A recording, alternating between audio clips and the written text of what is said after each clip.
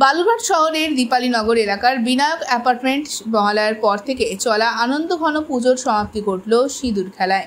প্রতিবারের মতো এবছরও মায়ের বিদায় বেলায় আবাসনের মহিলারা একে অপরকে সিঁদুর পরিয়ে মাতলেন আনন্দে।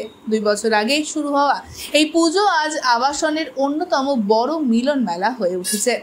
পুজোর 4 দিনে সাংস্কৃতিক অনুষ্ঠান, আড্ডা আর একসঙ্গে কাটানো সময়ে প্রতিবেশীরা যেন পরিণত হয়েছিলেন এক বড় পরিবারে। আজ বিদায়ের ক্ষণেও হাসি খুশির আবহে ভেসে উঠল পুরো আবাসন চত্বর। উপস্থিত মহিলারা জানালেন, মায়ের আগমন মানেই আনন্দ, আর মায়ের বিদায় মানেই অপেক্ষা আবার ফিরে আসার।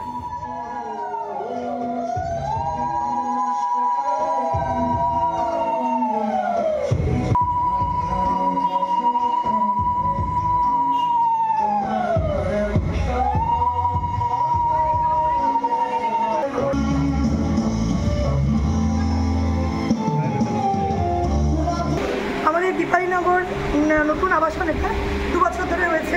গত বছর আমরা পুজো করেছি, এবছরও পুজো হচ্ছে।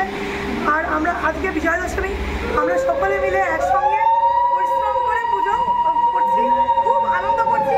আমরা চাই আগামী বছর সুস্থভাবে সবাই যেন এক জায়গায় হতে পারি, আবার এইভাবেই খেলতে পারি। Bureau report, any news. আরও খবরের আপডেট পেতে সাবস্ক্রাইব করুন আমাদের ইউটিউব চ্যানেলটি আর বেল আইকনে ক্লিক করুন নোটিফিকেশনস পেতে।